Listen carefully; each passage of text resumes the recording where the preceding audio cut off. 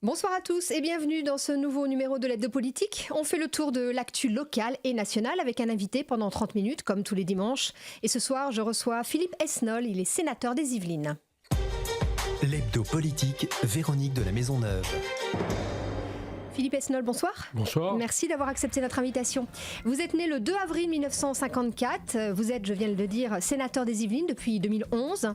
Auparavant, vous avez été maire de Conflans-Sainte-Honorine. C'était entre 2001 et 2014 et conseiller général de 98 à 2011. Après avoir été proche de Michel Rocard, puis de Jean-Paul Huchon et élu socialiste, vous avez quitté le PS en 2013 pour rejoindre le Parti radical de gauche. Puis vous avez soutenu Valérie Pécresse, candidate de la droite et du centre, lors des régionales de 2015. Enfin, vous avez récemment adhéré au mouvement En Marche d'Emmanuel Macron. C'était en juillet 2016, presque un an. Nous allons donc revenir sur votre parcours, mais surtout parler de cette élection présidentielle toujours aussi incertaine. Vous nous donnerez votre avis sur la campagne des uns et des autres. L'Hebdo Politique sur Sensation. Alors je l'ai dit, vous soutenez Emmanuel Macron. L'affaire Fillon, est-ce que c'est une bonne nouvelle pour votre camp ? Oui, Ça fait monter Emmanuel Macron dans les sondages. Hein. Si vous me parlez de notre camp d'Emmanuel Macron, forcément, ça ne peut pas être une mauvaise nouvelle dans la mesure où le candidat de la droite est extrêmement affaibli. Aujourd'hui, on le voit bien. Et en même temps, je trouve que pour le pays, pour la République, c'est pas une très bonne nouvelle, quoi. Est-ce que vous pensez, alors là on parle comme je le dis à chaque fois que j'enregistre, l'émission n'est pas en direct, je le précise, donc il peut encore se passer plein de choses entre le moment où ça va être diffusé, mais bon voilà, les dernières nouvelles c'est qu'il ne se retire pas. Qu'est-ce qu'il aurait dû faire ? Est-ce qu'à votre avis, il faudrait quand même qu'il baisse un peu la garde et qu'il laisse la place à quelqu'un d'autre ? À votre sens, François Fillon, je parle, bien sûr. Oui, alors j'ai l'impression qu'aujourd'hui c'est plié, si je peux me permettre l'expression, puisque Alain Juppé a annoncé qu'il renonçait définitivement et que, comme beaucoup d'observateurs, je ne vois pas qui d'autre pourrait se substituer, du coup, de manière crédible en tout cas, au candidat Fillon. Moi je pense qu'il aurait dû renoncer, François Fillon, il y a déjà quelques semaines. Qu'est-ce que ça montre, cette affaire Fillon, de notre démocratie, de nos rapports aux politiques, du rapport, ou de ce que sont les hommes politiques dans notre République ? Ça fausse un peu les choses parce que du coup, par le prisme de l'emballement médiatique et de l'hystérie presque médiatico-réseaux sociaux, si j'ose dire aujourd'hui, on a le sentiment que tous les hommes politiques sont à mettre dans le même bain, dans le même sac, et que tout le monde se comporte comme ça, ce qui est loin du compte. Franchement, aujourd'hui au Sénat, pour se comporter de cette manière-là, c'est impossible. Même en voulant le faire exprès, c'est impossible. Donc à l'Assemblée, j'imagine que c'est le cas aussi aujourd'hui. Donc, et puis l'Assemblée et le Sénat ne représentent pas tous les élus de notre beau pays, loin s'en faut. Donc voilà, donc ça c'est un peu dommage parce que ça salit d'une manière générale un peu l'image des élus qui n'a pas besoin de ça et qui de mon point de vue ne le méritent pas. Parce que la plupart des élus sont des gens engagés et honnêtes et qui se dévouent corps et âme à leur fonction et qui n'ont pas besoin d'être salis plus que d'autres. Et en même temps, ça montre aussi les limites de cet exercice des primaires. Parce que la principale force finalement du candidat Fillon, c'est de se revendiquer du choix de la primaire, alors qu'il ne représente du coup que 3 millions d'électeurs, en fin de compte, que sur plusieurs dizaines de millions d'électeurs inscrits pour la présidentielle. Mais du coup, on voit bien dans quelle situation difficile ça met les autres concurrents et ses autres partenaires, y compris dans son propre camp. Donc voilà, je crois qu'il faut que ça nous incite à réfléchir sur cette histoire des primaires, parce on le voit bien aussi à gauche. Voilà ce que j'allais dire. Finalement, un candidat qui a été désigné pour une primaire qui n'était que celle du Parti Socialiste, avec quelques affidés sans aucun poids réel, c'était en fait uniquement le Parti Socialiste, puisque ni Mélenchon, ni Macron, ni les Verts n'étaient présents, et qui a désigné un candidat qui représentait en fait les frondeurs, c'est-à-dire ceux qui n'ont pas exercé les responsabilités pendant tout le mandat de François Hollande, mais qui ont passé leur temps à le critiquer, à le mettre en difficulté. C'est assez surréaliste. Et en même temps, c'est là où ça conduit à désigner le candidat du soi-disant Parti Socialiste pour l'élection présidentielle. C'est assez surréaliste quand même. Alors, je le disais, vous avez soutenu Valérie Pécresse et puis Manuel Valls. Vous avez été très proche de Michel Rocard. Et puis, vous êtes parti du PS et maintenant, vous êtes avec Emmanuel Macron. Vous vous cherchez ? Non, pas du tout. Moi, alors là, s'il y en a un qui se cherche pas, c'est bien moi. Hein. Moi, là, je suis resté fidèle à mes maison. valeurs, à mes convictions qui ont toujours été social-démocrates, réformistes, résolument progressistes et réformistes, mais en assumant une vraie social-démocratie. Donc Rocard, Strauss-Kahn quand il était en situation, et après, plutôt Manuel Valls. Plutôt Manuel Valls. Ce qui s'est passé, c'est qu'avec l'arrivée de Benoît Hamon dans les Yvelines, il y a quelques années maintenant, ça a créé un tel désordre. Il s'est comporté d'une manière tellement odieuse avec tous ceux qui n'étaient pas de sa sensibilité, j'allais dire de sa secte, que malgré tous les efforts que j'ai essayé de faire, j'étais parlementaire, j'étais maire d'une des plus grosses villes de gauche du département, on n'a pas réussi à trouver le moindre accord. Donc j'ai fini par démissionner du PS à cause de ça, et puis à cause aussi de quelques dérives comme l'affaire Leonarda, que j'ai trouvé à l'époque particulièrement indigne du Parti Socialiste, et en particulier de celui qui l'incarnait à l'époque, qui était monsieur Harlem Désir. Ce qui veut dire que vous n'êtes pas complètement contre ce qui a été fait dans le quinquennat de François Hollande. Il y a des choses bien d'après vous ? Bien sûr, je pense que le bilan de François Hollande sera réévalué avec l'histoire, vous verrez, et que tout n'a pas été catastrophique. Je pense que les 2 premières années n'ont pas été bonnes, en particulier au plan fiscal, au plan du rétablissement sur les heures supplémentaires, etc. Tout ça, c'était des idioties qu'il n'aurait pas fallu faire. Et puis la fiscalisation à outrance qu'on fait que beaucoup de gens sont partis, etc.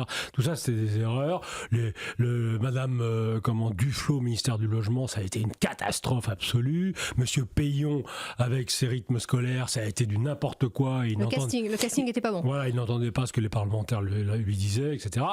Donc, une fois que Jean-Marc Ayrault parti, avec l'arrivée de Valls et le changement de politique, de ligne politique de François Hollande, je pense que les choses allaient plutôt dans le bon sens. Le temps était peut-être trop court. Il a eu aussi un certain nombre d'affaires personnelles, si j'ose dire, qui ont touché beaucoup à son image, François Hollande, et qui l'ont lui-même disqualifié. Sur le bilan, je ne suis pas aussi dur, aussi sévère que ça. Je pense que ce n'est pas mérité. Alors, en particulier si je prends la politique étrangère, la politique extérieure, la politique militaire, etc., la capacité à décider dans des moments difficiles, au moment aussi des attentats, etc., je pense qu'on est un peu sévère avec lui. Emmanuel Macron, il a un petit peu de mal à parler du quinquennat de François Hollande. On sent bien qu'il y a été pendant quelques temps, puisqu'il a été son ministre, puis secrétaire général à l'Élysée, et en même temps, il veut se faire une virginité et avoir son propre élan. Oui, parce que je crois qu'il a dit assez rapidement qu'il était en désaccord avec un certain nombre de choix, un certain nombre de décisions, et même s'il a pu peser, à la fois quand il était secrétaire général adjoint de l'Élysée et puis ministre de l'économie, il a pu peser sur certaines décisions, certains choix, mais très peu sur beaucoup d'autres. Et à chaque fois, il a fait entendre un son de cloche différent, et finalement, il s'est retrouvé en décalage par rapport à tout ça. Et je pense que surtout, et c'est là où moi je le rejoins, c'est qu'il considère aujourd'hui que les partis politiques sont un petit peu en déshérence et en tout cas en décalage avec le peuple et le ressenti et l'opinion publique, ce que ressentent profondément les gens, et qu'il y a besoin de faire une proposition alternative, différente, nouvelle, en dehors des seuls partis politiques. Et ça, moi, c'est une conviction que je partage depuis longtemps. Vous disiez tout à l'heure que j'ai soutenu Valérie Pécresse. Oui, parce que moi, ce qui m'intéresse, c'est l'intérêt général. Donc j'avais démissionné du Parti Socialiste, etc. Et j'ai considéré qu'il y avait autant de cons et de mecs bien et de gens bien à droite qu'à gauche. Et ça, je le confirme, c'est toujours vrai. Et j'ai une grosse expérience là-dessus. C'est le truc le mieux partagé du monde, ça. Donc j'ai considéré que pour les élections régionales en Île-de-France, et en particulier pour les Yvelines, qui est notre territoire, il y avait un intérêt majeur à ce que Valérie Pécresse devienne présidente de la région. Et sincèrement, je ne regrette pas mon choix. Par contre, par rapport aux électeurs, ça peut être un petit peu flou dans la tête des électeurs de voir que les gens qui le rejoignent, ça va de Gérard Collomb à Alain Minc, en passant par Pierre Berger. D'ailleurs, on voit bien que l'électorat n'est pas encore sûr. L'électorat de Emmanuel Macron n'est pas sûr. Elle est un peu friable, nous disent les enquêtes d'opinion. Oui, mais à partir du moment où Emmanuel se place de la même manière que moi, sur une ligne sociale démocrate, réformiste, résolument réformiste, certes un peu à gauche, mais aussi ouverte sur les gens du centre et de droite qui sont de bonne volonté, qui ne sont pas sectaires et qui ont envie de le rejoindre et de travailler avec lui, en en dehors des partis politiques traditionnels, dont on voit ce qu'ils sont capables de produire, je pense sincèrement qu'il a raison. Et que profondément, c'est ce qu'une majorité de nos concitoyens attendent. Ils en ont marre de ces querelles de chapelle, etc., où on s'étripe et où on n'est pas d'accord simplement parce qu'on n'est pas du même camp. Ça n'a pas de sens, ça. Ce qui compte, c'est l'intérêt profond, l'intérêt général du pays. Et est-ce que les gens de bonne volonté, de bonne intelligence sont capables de se rassembler sur les grands enjeux pour se mettre d'accord et faire avancer le schmilblick ? Moi, je pense que oui. Et je pense que là-dessus, Emmanuel a tout compris et qu'il a raison. Alors, il a présenté il y a quelques jours son programme, j'allais dire enfin, parce qu'on l'a pas mal entendu. Alors, il y a quelques mesures phares, on ne va pas rentrer dans les détails, mais l'alignement des retraites privées publiques, l'embauche de 4000 enseignants, le recrutement de 10 000 policiers, tout ça, ça va coûter cher quand même dans un pays qui est déjà bien endetté. Oui, mais bon, c'est déjà un peu ce qui s'est passé ces dernières années. On a quand même recruté des enseignants, beaucoup plus que ça d'ailleurs, sous le mandat de François Hollande. On a aussi augmenté, et je suis bien placé pour en parler, puisqu'en tant que membre de la Commission des Affaires étrangères et de la Défense au Sénat, on sait bien que malheureusement la situation militaire dans laquelle on est et de sécurité de notre pays exige que l'on recrute à la fois des militaires, mais aussi des policiers et des gendarmes pour renforcer la sécurité. Et j'ajouterai aussi des gardiens pour les prisons. Parce que là, il y a un vrai sujet de société sur ce qui se passe aujourd'hui au niveau pénitentiaire et dans les prisons. Et c'est aussi quelque chose qui joue beaucoup sur le reste de la société et d'un certain nombre de phénomènes qui se répercutent ensuite sur les votes politiques. Notamment extrémistes. Exactement. Donc, évidemment, tout ça demande des moyens un peu en priorité. Il faudra sans doute faire des choix ailleurs pour faire en sorte que l'équilibre budgétaire soit respecté. Il faudra peut-être aussi avoir quelques mesures intelligentes au plan économique pour relancer un petit peu encore la machine et dynamiser. Finalement, moi je pense qu'il y a une formidable énergie aujourd'hui en France et qu'il y a beaucoup d'entrepreneurs, de jeunes entrepreneurs, de gens qui ont envie de se lancer, d'entreprendre, etc. et qui demandent qu'à être aidés, qu'à être soutenus, qu'à être dynamisés. Et souvent, on a une administration et des exigences et des contraintes qui sont tellement lourdes que les gens abandonnent ou reculent ou faute d'être soutenus, abandonnent, y compris par les banques d'ailleurs. Mmh. Et là, peut-être que l'ancien banquier aussi pourra faire œuvre utile auprès de ses anciens collègues. Vous parlez des fonctionnaires. Quel que soit le candidat, il y a quand même de la coupe dans les fonctionnaires. Hein. Oui, mais ça me choque pas plus que ça. Est-ce qu'il n'y a pas un risque pour le service public, pour voilà, tous les gens qui sont par exemple dans les campagnes? Il faudra voir effectivement où les choses se font. Je pense quand même qu'il y a eu quelques dérapages dans certaines administrations centrales dans lesquelles il y a encore sûrement un petit peu de grain à moudre. Il ne s'agit pas évidemment de supprimer à l'aveugle chez les enseignants, à l'hôpital ou dans les forces de sécurité. Mais il y a des endroits, je pense, où il y a encore un petit peu de grain à moudre. Et puis dans les collectivités locales, parfois il y a aussi un petit peu de dérapage. C'était le cas quand même à la région Île-de-France avant que Valérie Pécresse n'en devienne présidente. Il y avait quand même un sacré dérapage sur les embauches que je qualifierais de complaisance. Et chez les parlementaires, est-ce qu'il n'y a pas aussi du ménage à faire, de la transparence à faire et les avantages? Il parle de l'alignement des retraites privées publiques. On sait qu'il y a des avantages aussi chez les parlementaires. Alors, sincèrement, aujourd'hui, les avantages chez les parlementaires, ils ont beaucoup diminué. Je suis bien placé pour en parler parce qu'au Sénat, entre ce qui avait été fait au vent et ce qu'a mis en place aujourd'hui, et depuis un certain temps d'ailleurs, Gérard Larcher, sincèrement, tout est très encadré. Hein, les dérapages type Penelope Gate, etc., c'est pas possible aujourd'hui au Sénat, c'est pas possible. C'est juste impossible. Moi, qui vous parle, j'ai pas de voiture de fonction, j'ai pas de chauffeur, j'ai que mes indemnités pour faire face à mon mandat de sénateur. Mes 2 assistantes parlementaires sont rémunérées normalement, elles font pas partie de ma famille, etc. J'ai pas l'impression d'être un nanti ni un privilégié. Mais est-ce qu'il faut être encore un peu plus dur, justement, et mettre dans la loi, par exemple, cette histoire de ne pas faire travailler des gens de sa famille?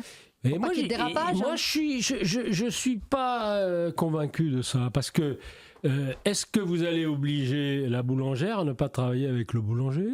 Est-ce que vous allez obliger tous les artisans de France, toutes les PME, PMI à faire en sorte que leur épouse ne participe pas au secrétariat, à la comptabilité de l'entreprise, etc. Vous comprenez bien que le débat, là, c'est parce que c'est de l'argent public, évidemment. Mais d'accord. Mais ce qui est choquant dans l'affaire, c'est pas que Madame Fillon ait travaillé pour Monsieur Fillon. Ce qui est choquant, c'est qu'elle ait été payée avec de l'argent public sans avoir rien fait. C'est ça qui est choquant. Normalement, hein. Elle est encore innocente. Mais bon. Oui, enfin, ça trompe personne. Si Madame Fillon avait été dès le début reconnue par tout le monde comme ayant travaillé, été assistante parlementaire, il n'y aurait même pas de débat. Vous voyez ce que je veux dire ? Ce qui est choquant, c'est pas qu'on fasse travailler quelqu'un de sa famille, c'est qu'on paye quelqu'un de sa famille à rien foutre. C'est ça qui est choquant. Voilà. Et ça, c'est valable pour n'importe quelle entreprise. Si le patron de PME paye sa femme à travailler avec lui alors qu'en fait elle ne travaille pas, c'est choquant aussi, ça s'appelle de l'abus de bien social. Voilà, c'est valable pour toutes les... Alors est-ce qu'on doit faire une loi spécifiquement pour les parlementaires, pour leur interdire à eux de ne pas travailler avec les membres de leur famille ? Je ne sais même pas si c'est constitutionnel. Non, mais entre autres de ça, mais une certaine, une certaine transparence avec l'obligation d'expliquer... Une suspicion a priori sur les parlementaires. Alors, faut pas exagérer, c'est pas parce qu'il y en a un ou deux qui ont dérapé que tous les parlementaires sont dans cet état d'esprit-là. Honnêtement, moi, des gens qui font ça, je ne connais pas. Très bien, on passe à la deuxième partie de cette émission. L'hebdo politique. C'est vrai qu'on l'a vite. La suite de l'hebdo politique avec ce soir Philippe Esnol, le sénateur des Yvelines. Vous parliez tout à l'heure de la politique étrangère de François Hollande et de votre implication au Sénat. Quel regard vous portez sur l'élection de Donald Trump ? Là, je vais sans doute vous surprendre un peu, mais j'ai fait partie des quelques personnes qui n'ont pas été vraiment surprises de l'élection de Donald Trump, et je dirais même que j'ai fait partie de ceux qui l'ont un peu vu venir. Non pas pour plusieurs raisons. D'abord parce que j'ai toujours considéré, parce que je connais assez bien les États-Unis, et membre de la Commission des Affaires étrangères, je suis aussi membre de l'amicale d'amitié avec les États-Unis. Les Américains. Bon. Et je connais bien les États-Unis, j'ai de la famille, etc. Bon. J'ai toujours pensé que Madame Clinton n'était pas une très très bonne candidate parce qu'elle avait une image personnelle et une aura qui était extrêmement discutée dans l'opinion publique américaine. Bon. Et pour te dire, elle est détestée dans beaucoup d'endroits. Donc, c'était pas forcément, de mon point de vue, la meilleure candidate démocrate qui soit. Et de l'autre côté, c'est vrai que Donald Trump était assez particulier, assez spécial. Encore, mais je pense que encore maintenant, les médias n'ont pas compris que, à force de taper sur quelqu'un comme ils l'ont fait, parce que les médias américains, ils ne sont pas allés avec le dos de la cuillère sur Donald Trump, un peu comme les nôtres aujourd'hui avec Madame Le Pen. À force de taper sur quelqu'un, de l'accuser de tous les maux, ça finit par donner envie à une partie de l'électorat de voter pour lui. Je vous dis ça parce que j'ai un peu peur que ce phénomène-là soit un petit peu en train de se reproduire aujourd'hui en France avec Marine Le Pen. Je sais que je ne soutiens pas Marine Le Pen et que je ne voterai jamais pour elle. Mais je me dis qu'à force de stigmatiser à outrance le Front National, Marine Le Pen, etc., on va finir par donner envie à un certain nombre de nos électeurs de dire, vous nous emmerdez à absolument nous faire des leçons de morale et à vouloir nous dire ce qu'il faut voter ou pas voter, et on va finir par voter pour elle uniquement pour ça. Un peu comme certains Américains l'ont fait avec Donald Trump. Donc mais attention à ça. Qui stigmatise Parce que les gens en ont marre de ce système, ce qu'ils appellent ce système, qui est finalement les élites qui sont en système avec les médias, avec le pouvoir financier et tout ce qui décide, c'est intelligentsia qui décide un petit peu partout, et qu'à un moment donné, il y a un certain nombre d'électeurs qui souffrent sur le terrain, qui en ont marre, qui ont l'impression que de toute façon leurs besoins, leurs problèmes ne sont jamais pris en compte, et qui ont envie d'envoyer tout ça au bain. Et plus la frénésie médiatique, le système, etc. va s'acharner sur tel ou tel candidat, plus ils vont avoir envie de voter pour lui. C'est un peu ce qui s'est passé aux États-Unis, à la grande surprise de tous les sondeurs et de tous les médias, rappelez-vous. Mais est-ce qu'en face aussi, il n'y a pas de candidats qui sont suffisamment, comme aux États-Unis, vous dites que Mme Clinton ne donnait pas vraiment envie, voilà, est-ce qu'en face aussi, est-ce qu'il ne faut pas aussi qu'il y ait des politiques qui je crains aillent que M. Fillon ne donne pas vraiment envie, je crains que M. Hamon ne donne pas envie du tout. Par contre, je pense que Emmanuel Macron est un candidat qui peut donner envie. Pour vous, c'est lui le rempart contre le FN? J'en vois pas d'autres, sincèrement, aujourd'hui, j'en vois pas d'autres.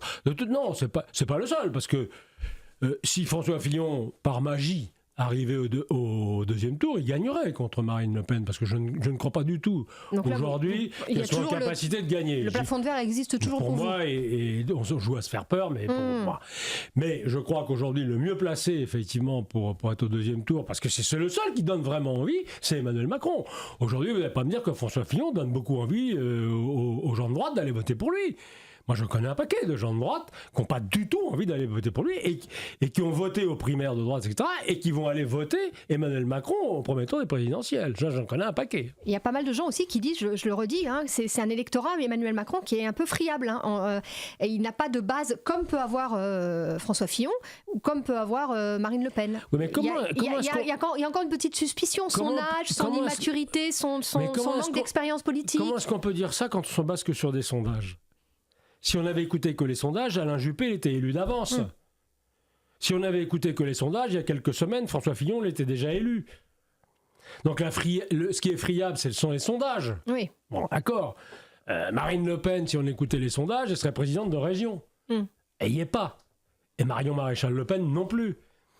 Donc, pour moi, ce qui compte, c'est l'élection.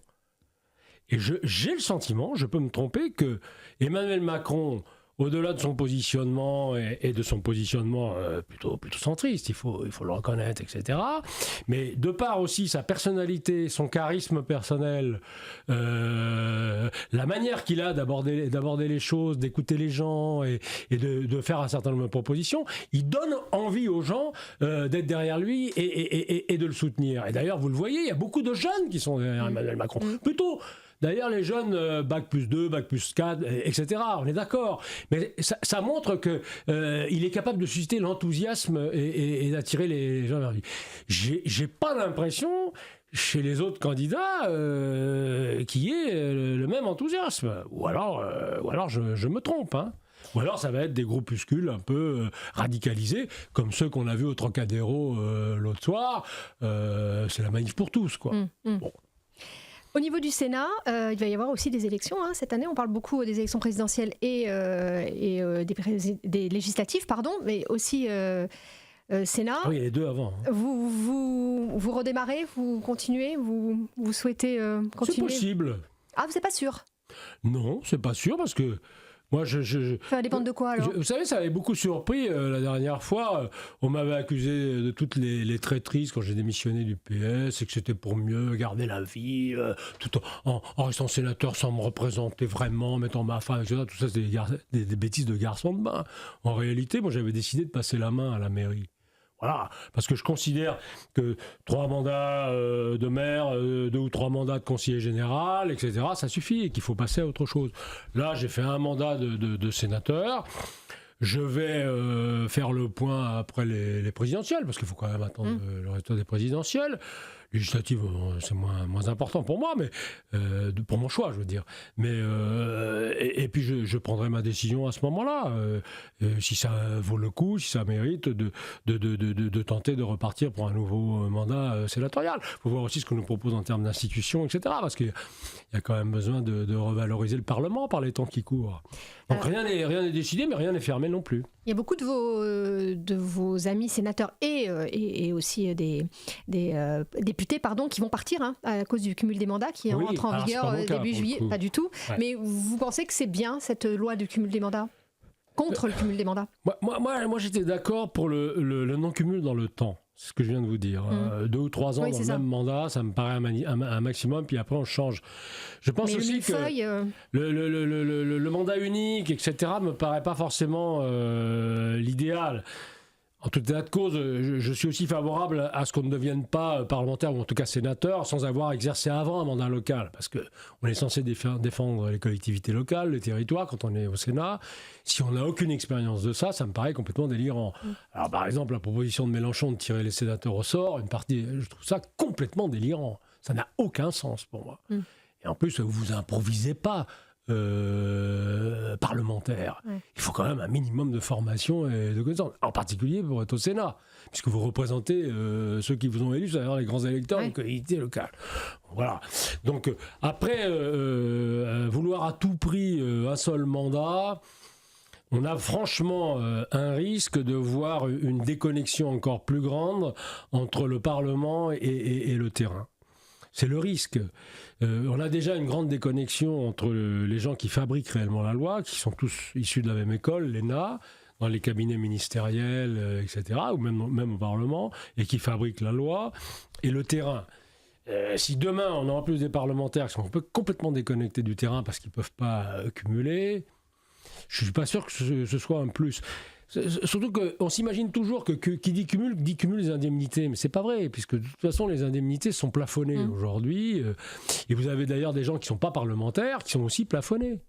Non, c'est plus pour laisser, comme vous l'avez dit pour la mairie, laisser peut-être la place à d'autres personnes plutôt que d'être... Alors là, peut-être que dans le temps, quand le type a déjà fait 2 mandats de député ou de sénateur, on peut lui dire, bon, maintenant c'est bien, tu passes la main à quelqu'un d'autre. Là, je serais plutôt favorable à ça. Ouais. Pour finir, si vous représentez, quelles sont d'après vous les urgences dans les Yvelines ? Qu'est-ce qui vous reste encore à faire sur ce territoire ? Alors sur ces territoires, il y avait énormément à faire, et c'est aussi pour ça d'ailleurs que j'ai soutenu Valérie Pécresse, c'est que je trouvais qu'en termes d'infrastructure en particulier, que ce soit Éole, que ce soit la Francilienne, qui est quand même complètement bloqué aujourd'hui, qui n'existe plus. Il y avait quand même des gros travaux à faire aussi en termes d'aménagement du territoire et de rééquilibrage avec Paris, la Seine-Saint-Denis, etc. Il y a, je crois, encore beaucoup de travail à faire. Et puis aussi en termes de rééquilibrage entre les territoires des Yvelines eux-mêmes. Parce qu'on est dans un département très particulier, qui est à la fois un des plus conservateurs de France, parce qu'on a quand même Madame de La Rochère, Madame Boutin, un tas de gens qui incarnent quand même une droite assez conservatrice, on va dire, dans les Yvelines, avec des territoires très conservateurs. Et on a aussi des territoires comme Chanteloup-les-Vignes, les Mureaux, Trappes, Mantes-la-Jolie, où là, il y a des quartiers qui méritent qu'on s'en occupe réellement. Et que peut-être on essaye de rééquilibrer la situation entre ces différents territoires dans notre département. Mais je pense, pour bien le connaître, que le président du département est quelqu'un qui a bien compris ces enjeux-là et qui aujourd'hui essaye de s'y atteler. Et le rapprochement, puisque vous parlez de Pierre Bédier, le rapprochement avec les Hauts-de-Seine ? Oui, alors là... Ça vous semble intéressant pour les Yvelines ou pas ? Dans la mesure où... Parce qu'il y a beaucoup de gens qui sont contre et qui disent que les Yvelines vont se faire manger par le Hauts-de-Seine. Dans la mesure où la mode, j'y peux rien, moi c'est la mode, est au gigantisme. Alors donc c'est la plus grosse agglo, c'est le Grand Paris, qui est d'ailleurs pour le moment une espèce de bastringue où il ne se passe pas grand-chose, enfin, etc. Mais enfin c'est un peu les métropoles, etc. Évidemment que si les territoires veulent exister, avoir une puissance et une capacité à résister, y compris à des fois à des choses qui ne sont pas forcément bonnes, le fait de regrouper les Yvelines et les Hauts-de-Seine, ça a du sens, parce que là, pour le coup, vous avez 2 départements qui ne sont pas les plus petits de France. Hein. Je pense même que c'est parmi les plus gros, les plus riches de France. Donc c'est vrai que les 2 regroupés, ça a un vrai poids, ça a une vraie puissance, ça a une vraie capacité d'action aussi sur le terrain. Parce que ce qui compte, c'est ça quand même. C'est de pouvoir, sur le terrain, mettre en place les actions, les infrastructures, les réponses à ce qu'attendent nos concitoyens. Et mais c'est vrai que va pouvoir se faire entre les 2 départements ? Oui, ça, oui, je ne vois pas pourquoi. Là, je ne suis pas inquiet là-dessus. Ni au plan politique, ni au plan de la population, ni même des... économique ou... Non, là, je pense que c'est des poids équivalents, vous voyez, donc non, là, franchement, je ne suis pas inquiet là-dessus, non. Très bien, merci beaucoup Philippe Esnol d'avoir été notre invité ce soir. C'est la fin de cette hebdo politique. Vous pouvez retrouver l'émission en podcast et en vidéo sur radiosensation.fr. Bonne semaine à tous, à dimanche prochain, au revoir. Au revoir. L'hebdo politique sur Sensation.